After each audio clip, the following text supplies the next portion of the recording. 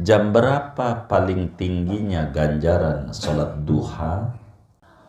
Duha dalam satu riwayat hadis adalah nama pintu di surga.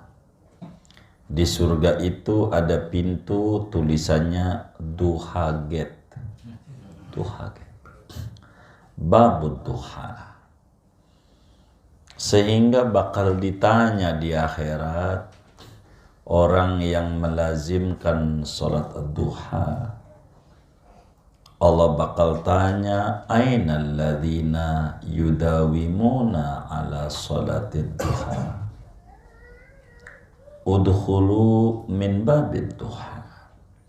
Mana itu orang yang dulu di dunia istiqomah sholat duha? Silakan masuk surga duluan sebelum orang lain pada masuk lewat pintu VVIP. Namanya Duha Gate. Pintu duha. Kalaulah kita pengen diberikan rezeki yang luas oleh Allah dengan tawassul melalui ibadah salat duha, maka tidak bisa kalau 2 rakaat. Dia harus minimal 4. Sebab di dalam hadis qudsi Allah subhanahu wa ta'ala berfirman, ya bena Adam, la ta'jaz an arba'i raka'atin awalan nahar akfika akhirah. Wahai anak manusia, jangan Anda lemah, jangan Anda tidak mampu, jangan Anda enggak kerjain sholat 4 rakaat di permulaan siang. Duha 4 itu. Ku beri kecukupan rezeki pada Anda. Maka dalam kitab Al-Barakah fi Sa'yi wal Harakah itu Al-Imam Qubaisy menjelaskan, salatul duha majalabatun lirizqi. Salat duha itu dapat menarik, dapat mendatangkan jalan kemudahan rezeki, biar tidak tersumbat jalan rezeki. Yang dijelaskan oleh sebagian orang, hubungan kepala itu berbanding lurus dengan dompet.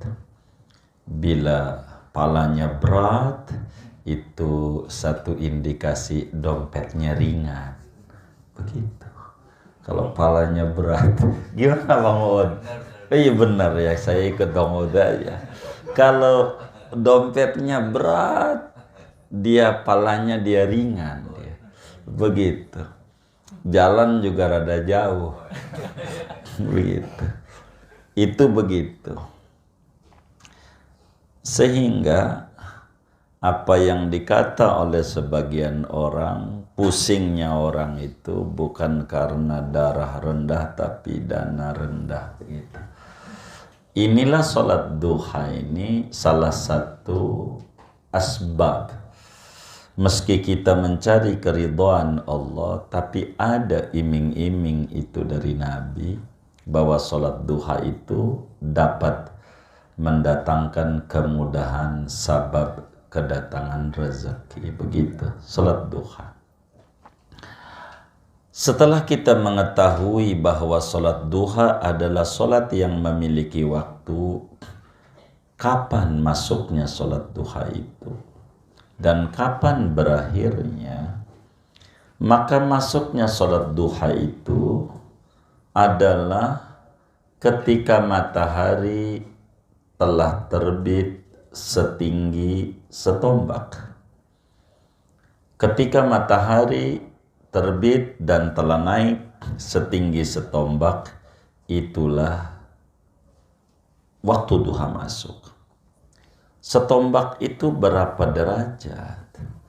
Para ulama menjelaskan satu tombak itu 4,5 derajat. Jadi bila mana matahari terbit dan telah beranjak ke 4,5 derajat, maka waktu duha udah masuk.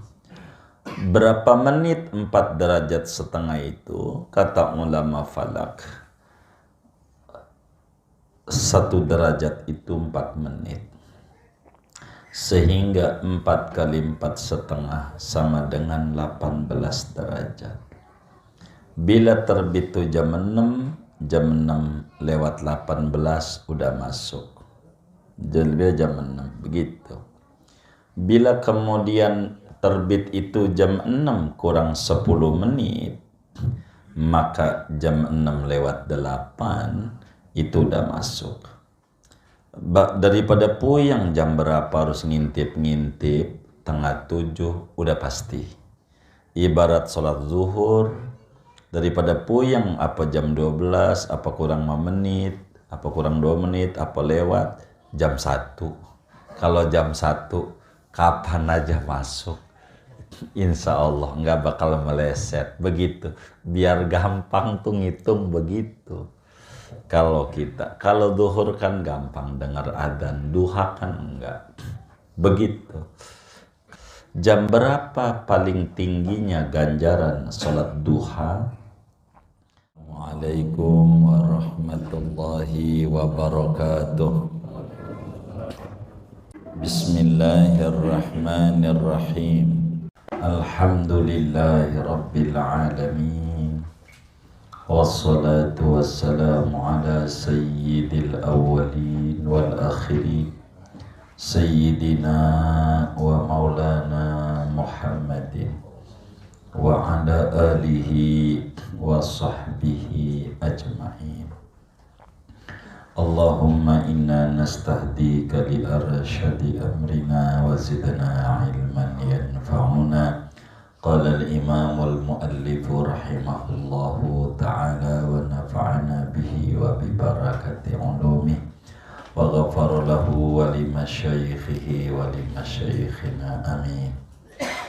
Summat tarawihu summat duha.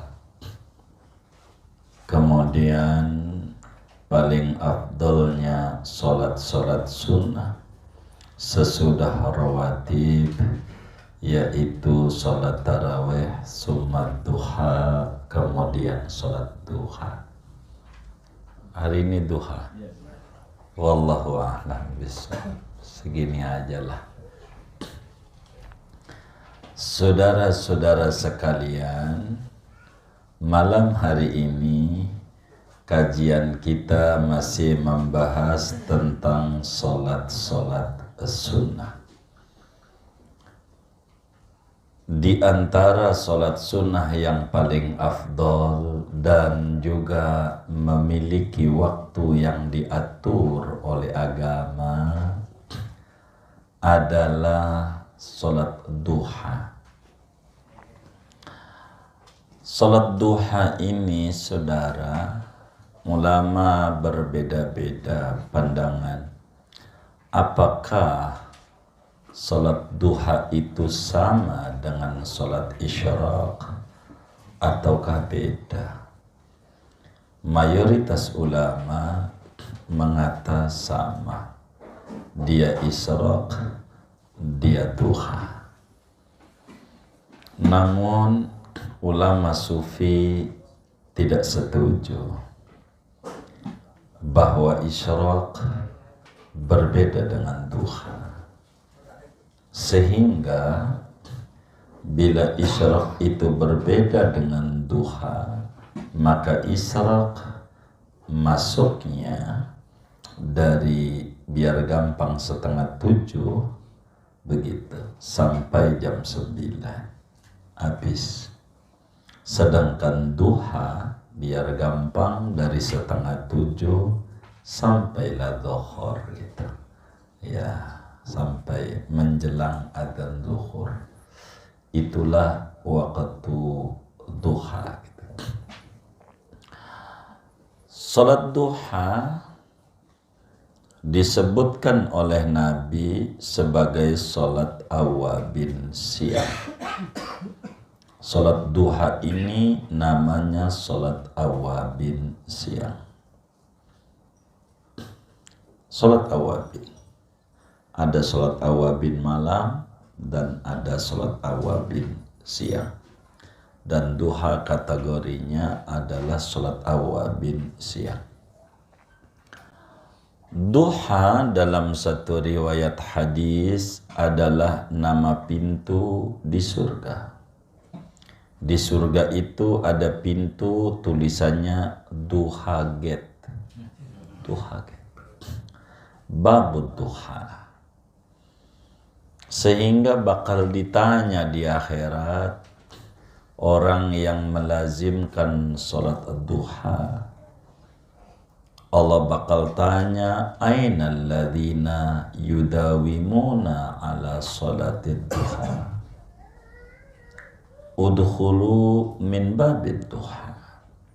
Mana itu orang yang dulu di dunia istiqomah sholat duha? Silakan masuk surga duluan sebelum orang lain pada masuk lewat pintu VVIP. Namanya duha gate. Pintu duha. Dan cukuplah berbicara salat duha sebagai fadilah adalah hadis yang sangat masyhur bahwa persendian kita ini ada 360 sendi yang semuanya kita penting untuk syukuri bisa bergerak itu, dan cukup sebagai syukur dengan sendi kita bergerak itu dengan mengerjakan salat duha 2 rakaat. Maka duha akan menghindarkan orang dari penyakit stroke. Stroke itu penyakit berat. Jangankan stroke, segerobak aja udah berat, apalagi stroke, begitu saudara. Duha ini kalaulah kita pengen diberikan rezeki yang luas oleh Allah dengan tawassul melalui ibadah salat duha, maka tidak bisa kalau 2 rakaat. Dia harus minimal 4. Sebab di dalam hadis qudsi Allah subhanahu wa ta'ala berfirman, ya bna Adam la ta'jaz an 4 raka'atin awalan nahar akfika akhirah. Wahai anak manusia, jangan Anda lemah, jangan Anda tidak mampu, jangan Anda enggak kerjain sholat 4 rakaat di permulaan siang. Duha 4 itu. Ku beri kecukupan, rezeki pada Anda. Maka dalam kitab Al-Barakah fi Sa'yi wal Harakah itu Al-Imam Khubayshi menjelaskan, salatul duha majalabatun lirizqi. Salat duha itu dapat menarik, dapat mendatangkan jalan kemudahan rezeki, biar tidak tersumbat jalan rezeki. Yang dijelaskan oleh sebagian orang, hubungan kepala itu berbanding lurus dengan dompet. Bila palanya berat, itu satu indikasi dompetnya ringan. Begitu. Kalau palanya berat, gimana Bang Ud? Iya benar ya, saya ikut Bang Ud aja. Kalau dompetnya berat, palanya dia ringan. Begitu. Jalan juga rada jauh. Begitu. Itu begitu. Sehingga apa yang dikata oleh sebagian orang, pusingnya orang itu bukan karena darah rendah tapi dana rendah, begitu. Inilah sholat duha ini salah satu asbab. Meski kita mencari keridhaan Allah, tapi ada iming-iming itu dari Nabi. bahwa sholat duha itu dapat mendatangkan kemudahan sabab kedatangan rezeki. Begitu sholat duha. Setelah kita mengetahui bahwa sholat duha adalah sholat yang memiliki waktu, kapan masuknya sholat duha itu dan kapan berakhirnya, maka masuknya sholat duha itu adalah ketika matahari telah terbit setinggi setombak. Ketika matahari terbit dan telah naik setinggi setombak, itulah waktu duha masuk. Setombak itu berapa derajat? Para ulama menjelaskan satu tombak itu 4,5 derajat. Jadi bila mana matahari terbit dan telah beranjak ke 4,5 derajat, maka waktu duha udah masuk. Berapa menit 4,5 derajat itu? Kata ulama falak, 1 derajat itu 4 menit. Sehingga 4 kali 4,5 sama dengan 18 derajat. Bila terbit itu jam 6 lewat 18 udah masuk. Jadi jam 6 begitu. Bila kemudian terbit itu jam 6 kurang 10 menit, maka jam 6 lewat 8 itu udah masuk. Daripada puyang jam berapa harus ngintip-ngintip, 6:30 udah pasti. Ibarat sholat zuhur, daripada puyang apa jam 12, apa kurang 5 menit, apa kurang 2 menit, apa lewat, jam 1. Kalau jam 1, kapan aja masuk. Insya Allah nggak bakal meleset. Begitu. Biar gampang tuh ngitung begitu. Kalau duhur kan gampang dengar adzan, duha kan enggak. Begitu. Kalau pengen percis masuknya ya plus 18 menit setelah ada tulisan di running tag masjid itu syuruk. Syuruk itu mananya matahari telah terbit. Tinggal dihitung 18 menit lagi. Itulah waktu sholat duha. Itulah waktu sholat isyraq. Itulah waktu sholat Idul Fitri, itulah waktu sholat Idul Adha, dan seterusnya. Maka biar gampang, 6:30. Sampai kapan? Sampai zawal. Bahasa kitanya menjelang duhur dah. Kurang 4 menit duhur habis dah. Sampai duhur. Itu waktu duha. Jadi kalaulah Jumat, kita belum duha datang ke masjid jam 11, duha ya.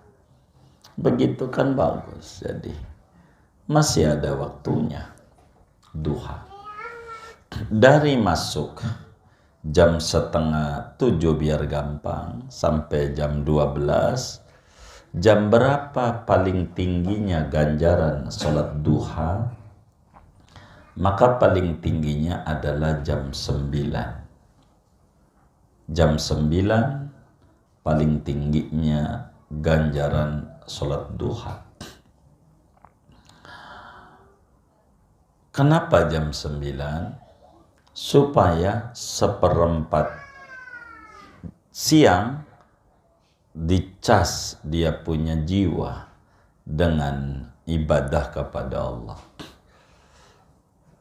Umumnya biar rata ngitungnya siang tuh dari jam 6 sampai jam 6 gitu biar gampang, 12 jam. Maka jam 6 ini 3 jamnya adalah jam 9. Itulah sholat duha. Sholat duha. Dari sholat duha ini 3 jam berikutnya jam 12. Itulah sholat zuhur. Gitu. Jam 12 ini 3 jam berikutnya jam 3. Itulah sholat asar. Jam 3 ini 3 jam berikutnya jam 6. Itulah sholat maghrib. Jadi sehingga siang itu per 3 jam dia ada kembali kepada Allah. Ini paling tingginya ganjaran duha dari sisi waktu pelaksanaan. Jadi min haisul waqt. Kemudian dari sisi tempat, salat duha ini yang paling tinggi di mana tempatnya? Maka salat duha itu saudara, yang paling tinggi tempatnya adalah di masjid. Sebab Rasulullah sallallahu alaihi wasallam selalu mendawamkan salat duha di masjid. Sampai-sampai Siti Aisyah radhiyallahu taala anha ketika ditanya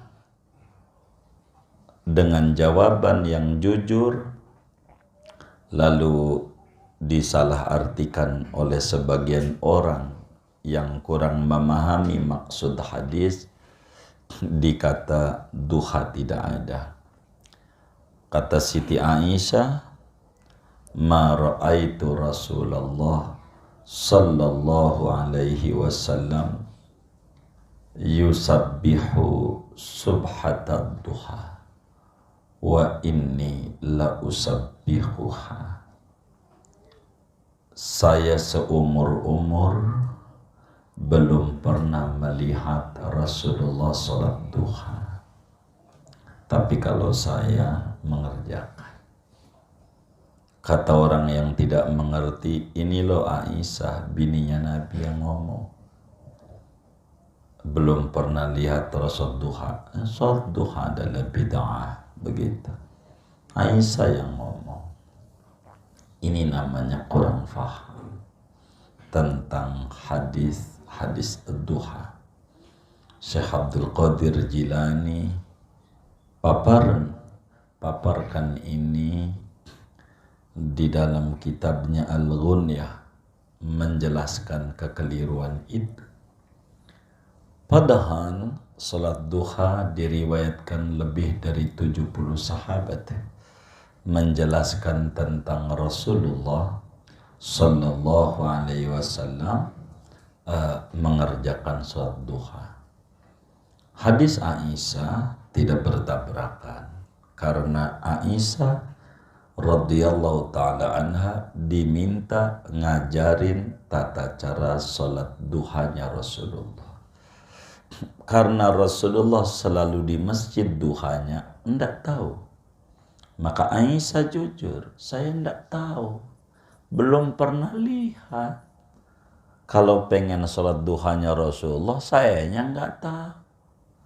Sebab saya seumur-umur belum lihat. Kalau nanya ini, minta sholat duhanya Rasulullah, saya belum lihat. Kalau pengen duhanya saya bakal terangin. Begitu. Itu maknanya sholat duha tuh ada, cuman Aisyah enggak lihat bagaimana Rasul takbirnya, ininya enggak. Karena jujur kalau dibilang minta sholat duhanya Rasulullah guru, ya kalau enggak tahu bilang enggak tahu, saya belum pernah lihat. Kata Siti Aisyah, begitu. Itu namanya sebuah kejujuran. Bukan berarti sholat duha tidak ada. Jam 9 dan tempatnya di masjid. Bagaimana bila berbenturan, ta'arud baina fadilatil waqti wa baina fadilatil makan? Kalau bisa emang harus digabung. Jadi ngerjainnya jam 9 dan tempatnya di masjid. Itu berarti udah paling top markotopnya. Tapi ada tapi. Saya nggak bisa. Kalau ngerjain jam 9, saya bisanya di kantor. Tapi kalau tengah 7, bisa di masjid. Tapi tengah 7, belum berangkat kerja. Bisa di masjid, tapi bukan jam 9. Bisa jam 9, tapi bukan di masjid. Ini bagaimana dengan kontradiktif pada diri seseorang ini? Agama telah memberikan batasan standar, kaidah al-fadilah al-muta'alliqatu bizamanil ibadah afdalu minal fadilatil muta'alliqati bimakaniha. Nilai plus yang berhubungan dengan waktu satu ibadah itu harus lebih diprioritaskan dibanding nilai plus dari sisi tempat. Waktu dan tempat, tinggian waktu. Tinggian waktu. Karena itu jam 9 masih lebih bagus meski bukan di masjid. Tapi kalau dibandingin enggak ngerjain sama ngerjain mah tinggian ngerjain jam berapa aja. Kalau perbandingannya dilihat dari sisi perbandingan. Lalu sholat duha ini berapa rakaat? Minimal 2 rakaat. Minimal 2 rakaat. Sholat duha. Udah jadi dengan 2. Berapa banyaknya sholat duha? Ulama berbeda-beda pada bagian ini. Ada yang mengata paling banyaknya 8. Ada yang mengata paling banyaknya 12. Dan ada juga ulama ketiga yang mengata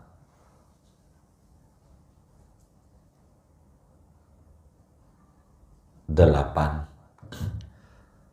Ini paling afdol.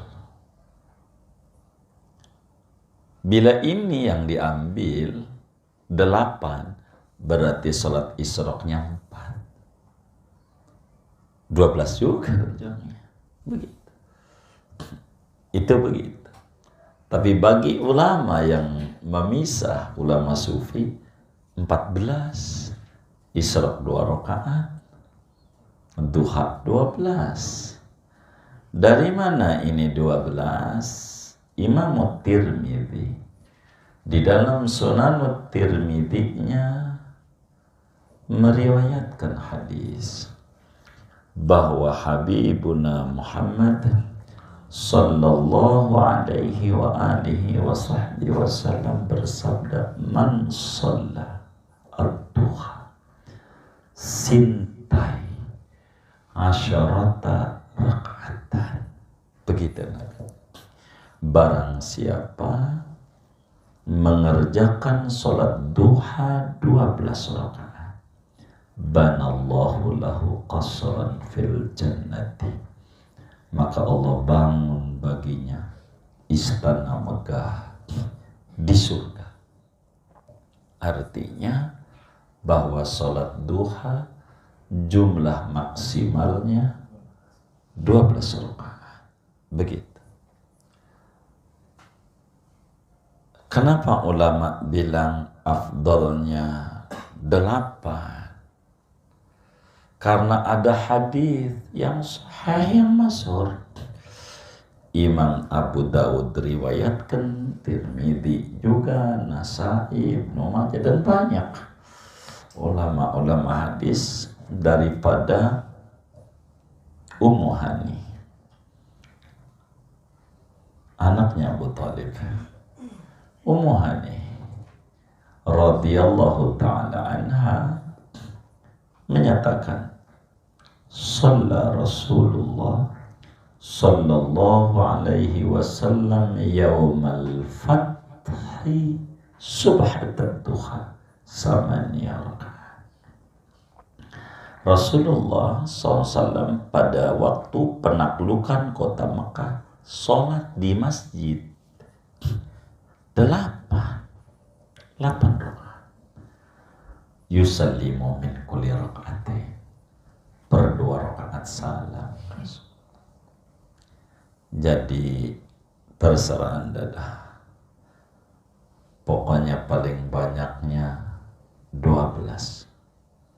Jadi kalau pengenlah kita rezekinya banyak, ya sholat duhanya sampai 12.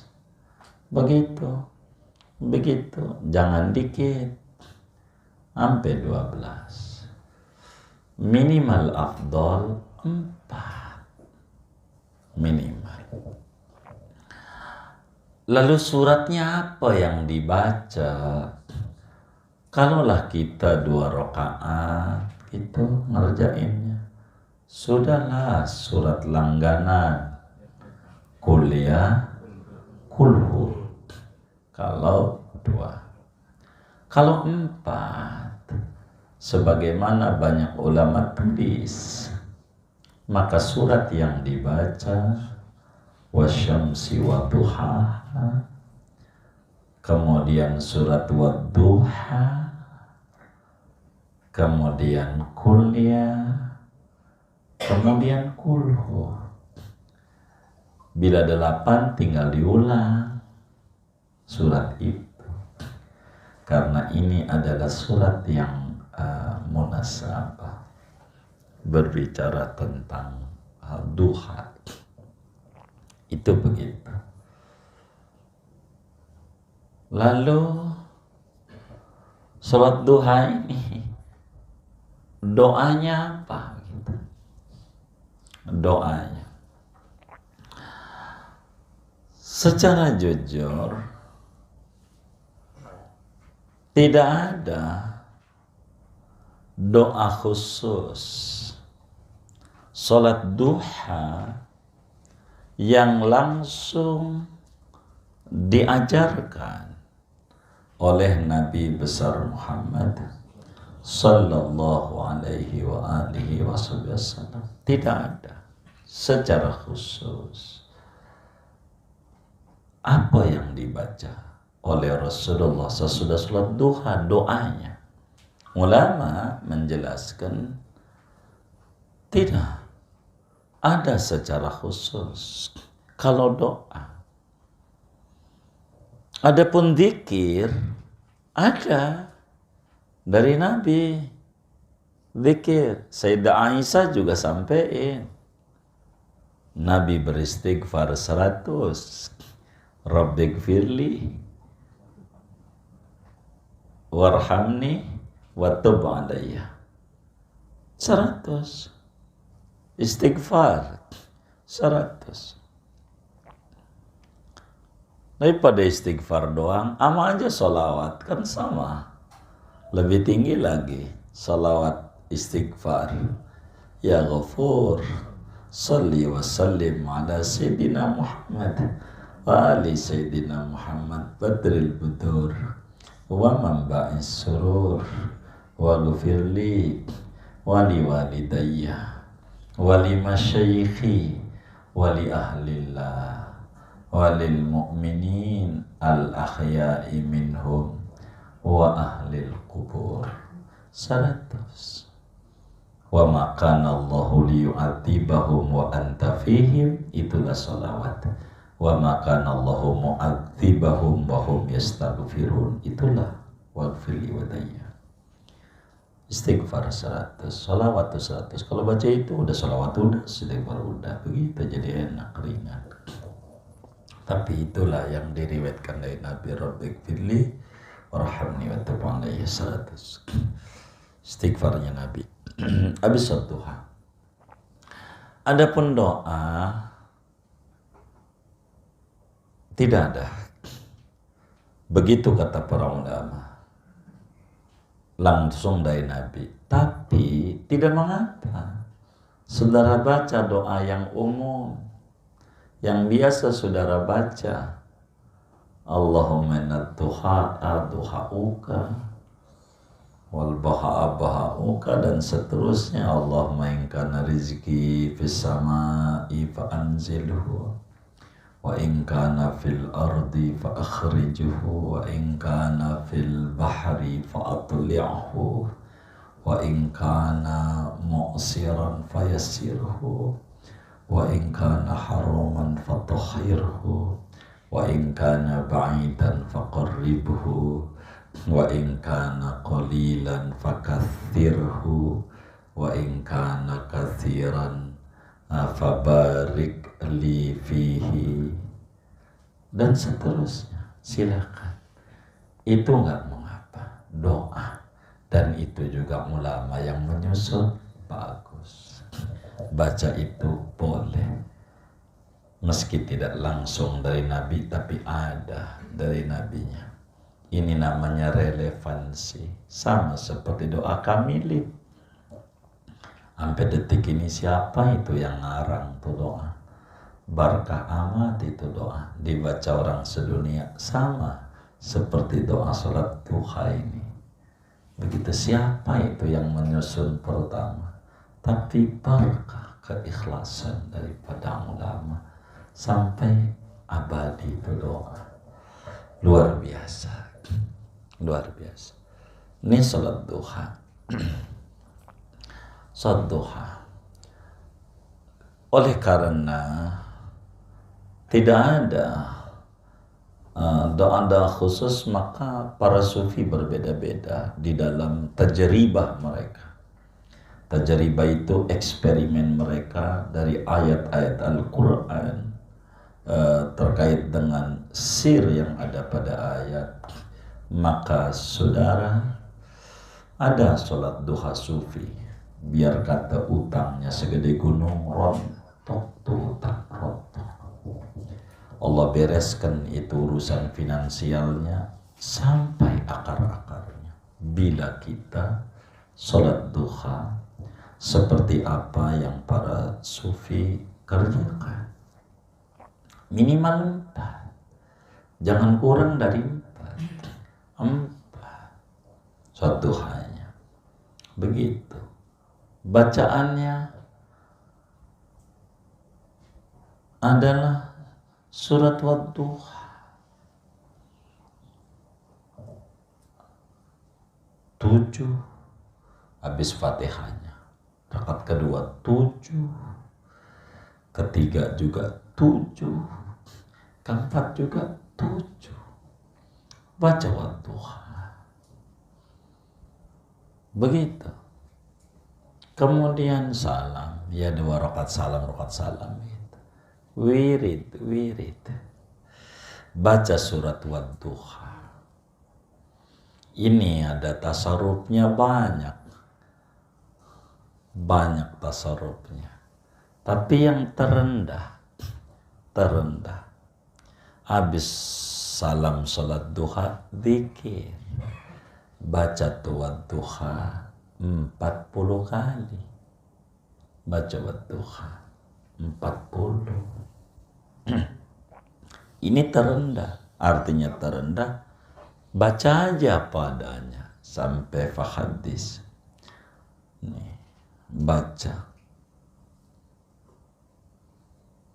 Ada juga, ini berbeda-beda wali kutub nih, yang membaca wa wajadaka ailan fa'aghna 7 kali per satunya. Ada, dan itu tidak kita nafikan, ada di kitabnya. Udah 7 kali lanjutin. Ada juga sampai 27 kali. Di luar 27 saya nggak dapat amalannya. 27. Jadi wajadaka ailan fa'aghna sampai 27 kali baru dilanjutin sampai wa amma bi ni'mati rabbika fadis, baru 1, ulang lagi sampai 39 lagi. Begitu. Kayaknya kayak begini tambah geronjok tuh kalau kayak begitu tuh. Gitu. Tambah yang kayak begitu. Cukup lama itu sebabnya begitu. Cukup lama. Biasanya pusingnya ini tingkat dewa kalau begini. Habis baca itu Wadduha 40 kali itu baca doa. Doanya Allahumma ya ghaniyu ya mughni aghnini ghinan la akhafu ba'dahu faqran wahdini fa inni dhal wa'allimni fa inni jahil. Itu baca doa itu 3 kali.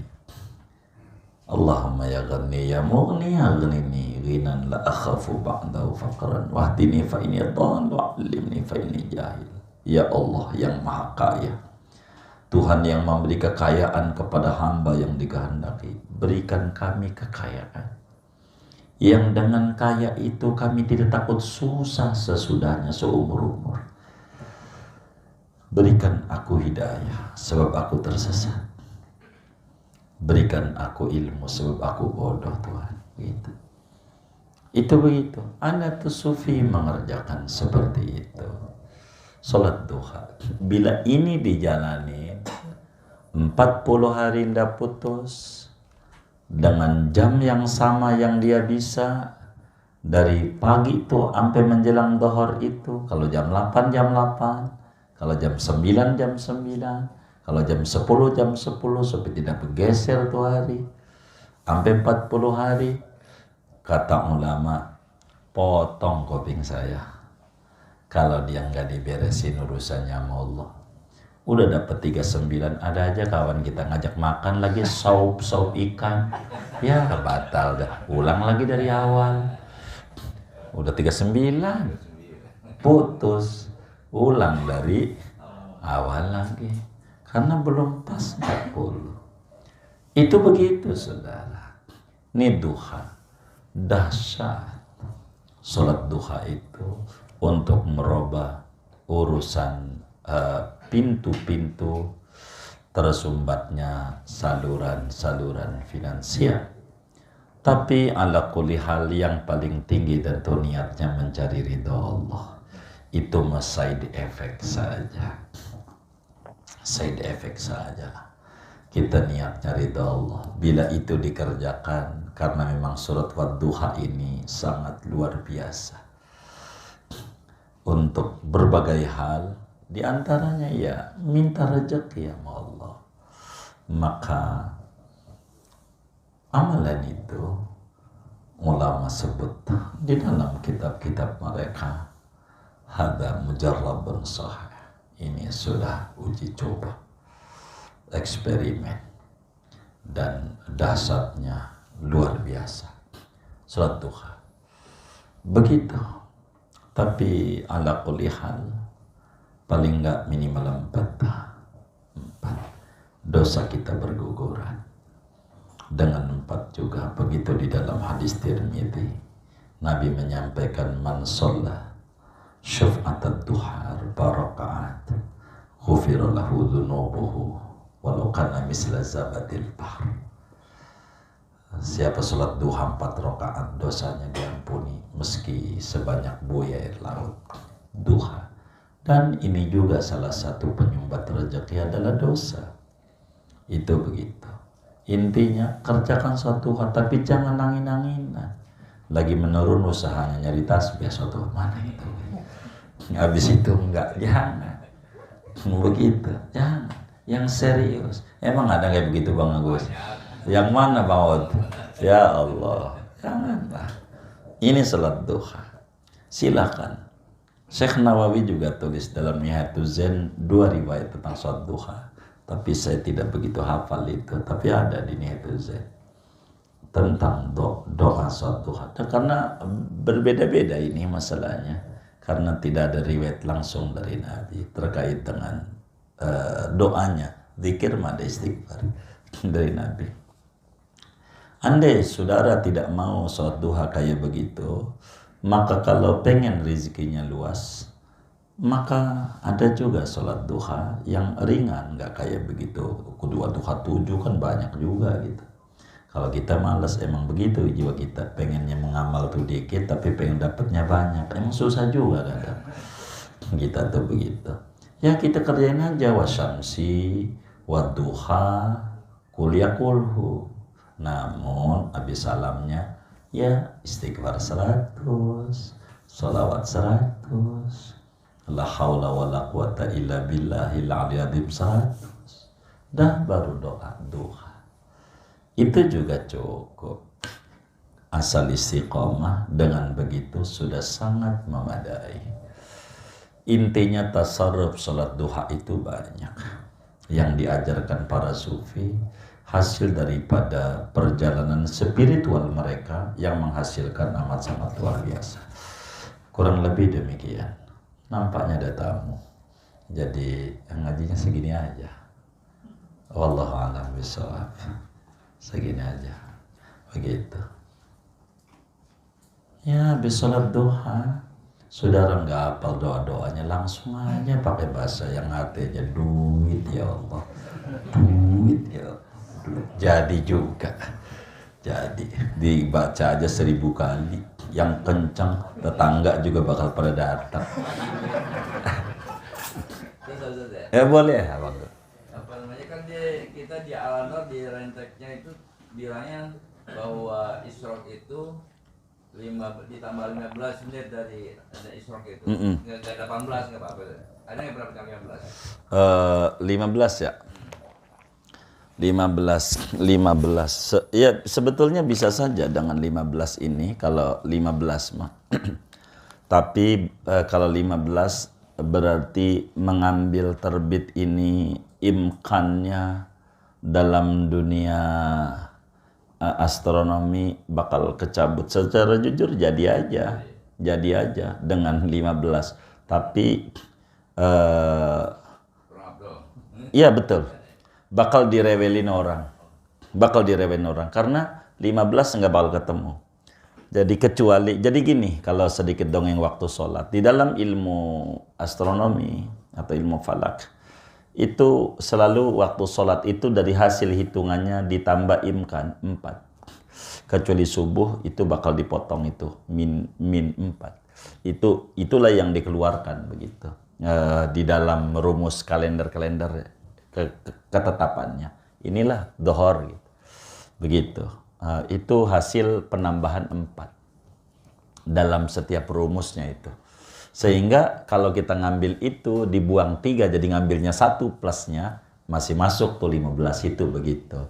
Tapi ada ulama bakal rewelin. Kalau kita bisa ya ditambah wudhu aja dulu dah pas sudah bunyi kan pas juga ditambah wudhu ya kan. Wudhu dulu begitu. Yang kedua, kalau dia mau sembahyang Isyraq kan kebanyakan itu waktunya belum, padahal kita udah kasihin apa namanya fotokopinya bahwa ditambah 18. Iya. Karena kan kita tuh jalannya pada 15. Iya. Banyak orang masih banyak yang ngerjain tuh dia belum waktunya tidak kerjain. Iya. Kita selalu ngingetin gitu. Betul ya. Jadi bagaimana? Jadi memang orang ini dia tidak pakai nanya rumusan running tag kepada ulama begitu. Ini penyebabnya. Karena ada tulisan di sana ada zuhur, ada asar, ada maghrib, ada isya, ada subuh, ada syuruk begitu. Atau tuluk nulisnya itu. Kalau enggak syuruk tuluk. Dia pikir ini kan dohor, ini kan asar, ini kan waktu maghrib, ini kan waktu isya, ini waktu subuh. Berarti ini waktu Isyraq.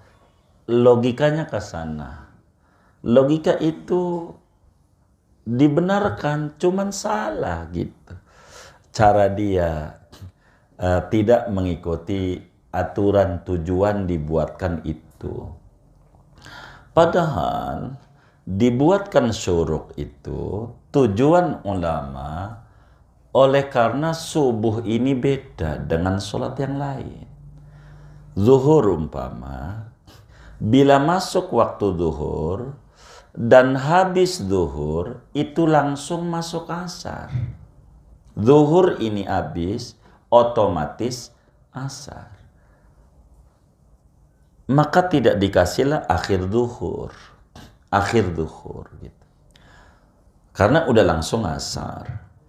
Begitu juga akhir asar dengan sendirinya otomatis maghrib. Akhir maghrib dengan sendirinya otomatis isya. Ini kalau mu'tamad dalam madhab Syafi'i begitu, otomatis isya dan itu yang dipakai. Meski kita matan takrib enggak, begitu. Harus dikasih jeda juga itu. Kalau takrib, tapi Fathul Qorib pasti bakal diprotes itu takrib karena itu dhaif dalam madhabnya. Akhir Isya otomatis subuh. Nah, cuman akhir subuh enggak otomatis zuhur. Begitu. Akhir subuh tuh enggak otomatis zuhur. Maka ulama agar supaya kita tidak salah di dalam kita sholat, maka diberikan subuh batas awal, batas akhir. Itu syuruk tuh artinya batas akhir subuh. Begitu artinya syuruk. Matahari terbit. Baru terbit. Bukan boleh sholat. Bukan. Baru terbit matahari. Ini yang orang keliru. Dari tulisan kalimat syuruk. Tanpa belajar. Begitu. Sama seperti orang kampung, kata orang jualan, dagang hotdog. Hot panas, dog anjing. Haram kayaknya ini. Dia tanpa nanya apa itu hotdog, begitu. Itu kayak begitu. Dia dengan tulisan syuruk, langsung dia menyimpulkan ini sholat isyraq. Padahal bukan. Batas akhir waktu subuh. Kalau Anda udah jam sekian, Anda kudu qadha, walaupun masih gelap. Karena mendung, nggak kelihatan matahari, ini masih gelap kayaknya. Apalagi sholat di sini nih, kan nggak ada matahari, ini ada dohor juga ya. Begitu. Nanti subuh aja. Maka diberikan batasan syuruk atau tulu. Ini loh matahari telah terbit. Bukan maknanya Anda silakan sholat isyraq, bukan. Tapi matahari baru terbit. Baru mulai boleh sholat. Karena ada 5 waktu yang diharamkan sholat. Salah satunya daripada terbit matahari sampai setombak. Setombak tuh yang tadi 15 atau 18 itu tadi. Baru tuh boleh kita ngerjain sholat. Dan itulah waktu isyraq, waktu duha, waktu Idul Fitri, dan seterusnya. Sholat apa aja baru boleh begitu. Dengan qadra rumhin. Ya, tapi kita mengingatkan itu perlu. Begitu. Mungkin harus kemudian ketika orang tuh salah, kalau kita dakwah ditulis saja begitu, terbit matahari. Begitu. Jangan menggunakan bahasa Arab dikata syuruk, dikata sholat isyraq, begitu. Tapi artinya boleh saja karena dia melihat depannya, ini kan sholat dohor saat ini. Kesalahannya karena gitu, padahal tujuan ulama sama. Seperti imsak. Imsak bukan tujuan ulama bahwa puasa itu mulainya dari imsak, bukan. Tapi tujuan ulama dikasih imsak biar kita enggak kesiangan nih sahur. Jadi imsak sehingga dibuat oleh ulama berbeda-beda. Kebanyakan 10 menit. Jadi 2 derajat setengah namanya. 2 derajat setengah. Itu 10 menit. Jadi sehingga ketika kita lagi sahur, begitu imsak, mana makan sambal lagi kan pedas. Ini bagaimana? Masih boleh minum. Karena ini lampu kuning. Bukan maknanya udah puasa, bukan. Tapi maknanya hati-hati. Hati-hati. Bentar lagi mau subuh. Begitu. Jadi bukan maknanya lagi ngerokok dibuang. Sayang juga. Mana tinggal separuh lagi. Bukan. Tapi ini hanya kasih kabar, warning. Bentar lagi mau subuh. Hanya sebatas itu. Dan ini ulama falak tujuannya membuat itu ngebantu kita yang ibadah. Imsak ngebantu yang puasa, syuruk ngebantu yang sholat subuh kesiangan. Ketika kita subuh jam 6 kurang 1/4 baru bangun, istilah kata, kita bingung. Ini sholatnya adaan apa kodoan? Gitu. Kita kata kodoan kayaknya masih gelap. Kita kata adaan kayaknya udah jam segini. Tuh, kita nih niatnya bagaimana? Biar nggak bingung, lihat. Ini syuruk saya kasih batas. Oh, masih 5 menit lagi. Adaan. Begitu. Itu tujuan syuruk atau tulu tuh begitu. Bukan untuk nyuruh sholat. Itu kesalahannya di dia. Nggak usah diprotes yang dagang running tag waktu itu. Jangan. Biarkan itu yang dagang itu. Dan itu bagus karena prinsip ilmu astronomi seperti itu. Hanya perlu dijelaskan terkait dengan penggunaannya. Apa ini tujuan-tujuannya. Begitu. Dia ngebaca depannya. Begitu. Kalaulah ditambah dengan imsak bagus begitu. Cuma ditambah imsak karena Ramadan doang kebanyakan, jadi sehingga barangkali itu dibuang. Kalau suruk saban sehari begitu.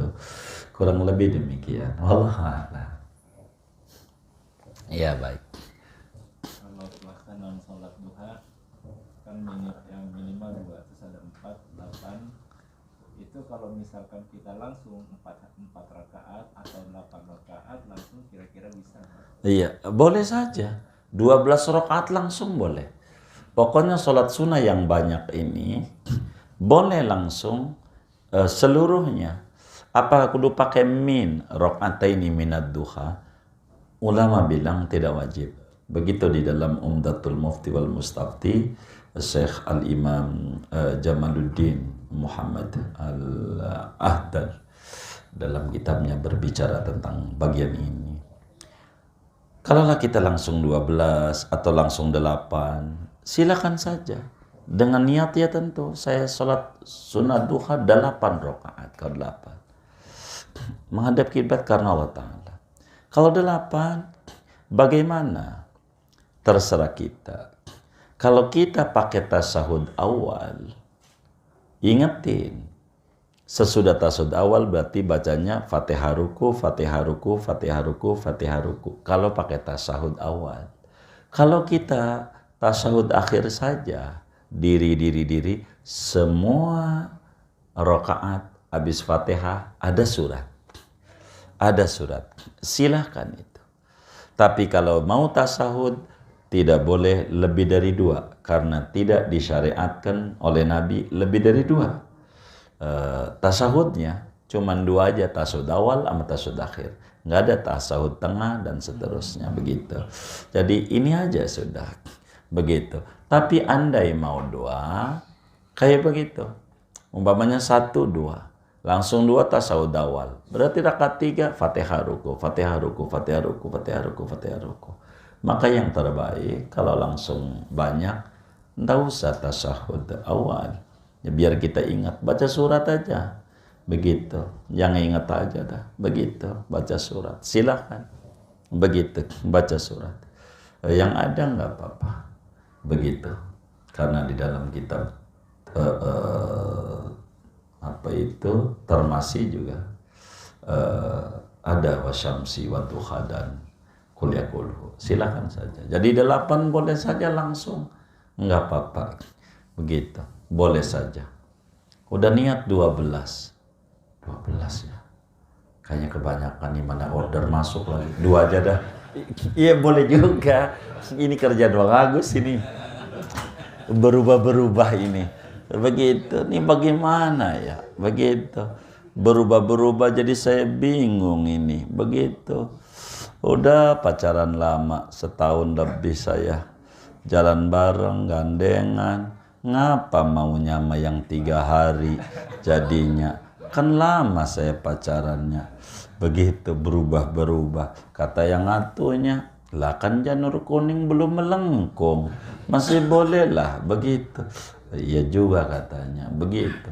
Jadi bagaimana kalau kita udah 8? Ya udah kalau udah 8 mah lanjutin lah 8 begitu. Salat duha 8 rakaat dan itu bagus. Tapi sebaiknya enakan 2 rakaat salam, 2 rakaat salam. Jadi rada ada semangat. Ada semangat dengan begitu. Kurang lebih demikian. Boleh. Kalau kita isyraq jam 8, apakah termasuk dapat hadis yang itu, yang kalau yang kita habis sembahyang subuh terus kita dapat pahala umroh gitu? Iya dapat aja. Kalau dalam 8 dapat saja. Kalau itu tidak, sebetulnya tidak hubungan dengan sholat sebetulnya. Hubungannya habis subuh tuh kalau bisa jangan pergi dari situ sampailah kita isyraq. Bahwa kita mau sholat ataukah tidak itu dapat. Yang penting kita duduk di situ karena memang waktu paling mustajabnya waktu jam segitu tuh paling bagusnya begitu, jam segitu tuh kita duduk dulu. Dan itu kalau mau jujur kebiasaan orang dulu tuh pulang udah jam 7 dan enak, pisang goreng udah mateng begitu, singkong sama tahu udah siap orang dulu dan berkah. Jadi biar kata anaknya banyak kayak biji tasbih 33, kau urusan itu.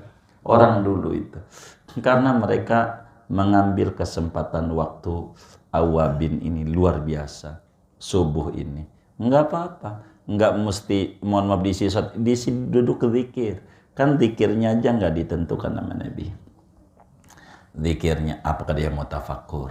Apakah dia mau baca Quran? Apakah dia ngaji? Kan ngaji bagus tuh. Yang kayak FKMM kan bagus. Duduk di masjid terus saja. Ya bagus. Itu sama juga dia dapat. Begitu. Intinya diisi dengan ibadah lah. Begitu. Sampai jam sekian itu. Karena itu waktu yang sangat luar biasa nilainya di mata agama. Seperti bernilainya antara maghrib dan isya. Kayak orang dulu. Maghrib dan isya nggak pulang. Pulang-pulang setelah sholat isya. Orang dulu kayak begitu. Dan itu adalah paling tingginya ganjaran. Yang kayak begitu. Sampai Imam Haddad bilang, andai kita puasa setahun penuh. Saban hari. Tapi maghrib sama isya nggak pernah duduk di masjid sampai isya. Tinggian ganjaran maghrib sampai isya. Sholat isya baru pulang. Dibanding puasa sunat setahun penuh. Kalau ngomong ganjaran maghrib sampai isya. Apalagi diisi sama ta'lim, sama dzikir, sama apa saja. Itu maghrib isya tuh. Itu ditanya itu Abu Sulaiman Ad-Darani pada Abul Hawari. Ada itu di Risalah Mawana. Keterangan panjangnya. Kurang lebih demikian. Intinya waktu bagus lah. Ibadah itu. Jam 8 boleh aja muat. Pokoknya kalau isyraq sampai jam 9 aja. Meski kita tidak antara maghrib, antara habis sholat subuh nih wirid, habis sholat subuh kita pulang, begitu, buang-buang air, nyiramin kembang, kan begitu, begitu. Iya, begitu. Nyiramin dulu, selesai jam 7 baru satu isyraq silakan. Yang penting mentoknya isyraq sampai jam 9. Habis, karena jam 9 masuk duha, ketika dipisah. Itu begitu. Maka kalau isyraqnya jam tengah 7, maka duha jam 9. Biar nggak digabung sholat itu begitu. Kurang lebih demikian. Allah ada. Baik. Kalau misalkan duha ada ketinggalan. Nah, misalkan kemarin nggak duha. Terus kita duha tadi jam 9. Apakah kalau kita kodo itu niatnya kodoan atau langsung biasa aja, Bu? Kalaulah kita kemudian kalau mau kodoan, duha ini ada dua riwayat terkait dengan bolehkah qadha. Sebagian ulama bilang karena duha ini walaupun dawatil waktu, tapi karena bukan kategorinya rawatib, maka tidak disunatkan di qadha yang udah ketinggalan. Itu ada sebagian ulama. Dia melihat bahwa ketika Nabi melaksanakan sholat sunat mempunyai waktu yang di qadha cuman rawatib saja. Tapi ada ulama yang berpendapat bahwa karena yang diqadha oleh Nabi itu adalah dawatil waktu, maka duha ini juga dawatil waktu sehingga sunat untuk diqadha. Kalaulah diqadha, biasanya berapa wiridannya dia yang lakukan? Kalau biasanya wiridan dia 8, maka hari ini 16. Begitu. Karena 8 ya ditambah 8 yang kemarin. Jadinya 16 begitu. Kalau biasanya 8. Kalau dia mau diqadha pada waktu yang sama. Tidak mesti waktu yang sama, di dohor juga bisa kalau dia mau qadha. Itu sangat luar biasa kalau sampai kayak begitu tuh. Biasanya kalau udah lewat mau lewat aja, biasa aja yang asal juga kagak biasanya. Tapi ini bagus begitu. Kalau sampai dikerjakan seperti itu. Bolehkah duha secara berjamaah? Silahkan. Tidak dilarang oleh agama. Meski tidak ada suruhan langsung dari Nabi, boleh saja duha dikerjakan secara berjamaah dan tidak makruh, hanya boleh saja. Allah a'lam. Gus, sudah, iya baik, udah dia mau nanya berjamaah nggak jadi, nggak ada cukup. Baik, kita baca Fatihah. Ada infak dari hamba Allah. Pahalanya untuk almarhum Haji Sahlani bin Haji Muhammad Kurdi, Haji Hidayat bin Haji Opo Mustafa, Haji Opo Mustafa bin Haji Arkan, Haji Abdillah bin Haji Dawud, Haji Muhammad Kurdi bin Haji Asnawi, Haji Afandi bin Haji Hasan, Haji Ismail Darajat bin Haji Haja Ramdana Haji Injang Kosasi bin Haji Hanafi, Haja Waznah binti Haji Abdillah, Haja Ramdana binti Haji Afandi, Haja Ramlah binti Haji Mansur, Haja Kurniasi binti Haji Dawud, Haja Asia binti Ahmad, Haja Fatimah binti Haji Ahmad, Wahyuni binti Haji Sahlani. Mudah-mudahan infaknya diterima oleh Allah, diganti berlipat ganda, diberikan rezeki yang luas, yang halal, yang barakah, dilancarkan usaha dan ikhtiarnya. Allah subhanahu wa ta'ala berikan sehat zahir batinnya, keluarga dan anak-anaknya. Allah kabul hajat dunia, hajat akhiratnya. Allah sampaikan ganjaran pahalanya kepada almarhum almarhumah yang semua yang beliau niatkan ini kubur mereka menjadi raudhah min riyadil jannah. Allah bahagiakan dia dalam barzahnya, Allah muliakan dia dalam barzahnya, Allah senangi dia dalam barzahnya. Amin. Al-Fatihah.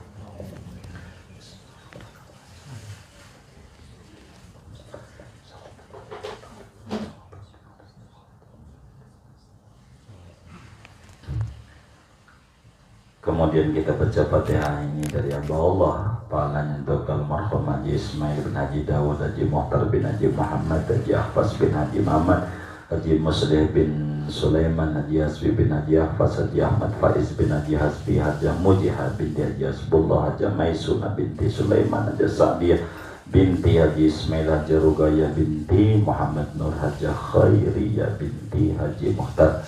Mudah-mudahan Allah kabul hajat dunia hajat akhiratnya, almarhum almarhumah kuburnya menjadi raudhah min riyadil jannah. Amin. Al-Fatihah.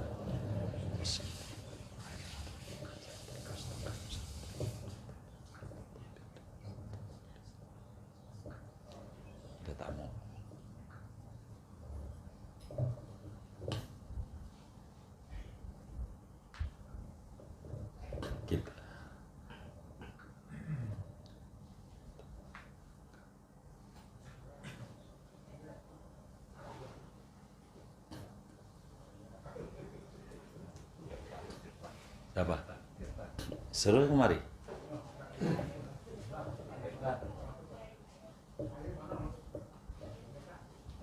Oh. Kita baca Fatihah. Mudah-mudahan duduk kita di majelis ilmu Allah beri kita limpahan barokah, umur kita barokah, rezeki kita barokah, usaha kita barokah, keluarga dan keturunan kita barokah. Amin. Al-Fatihah.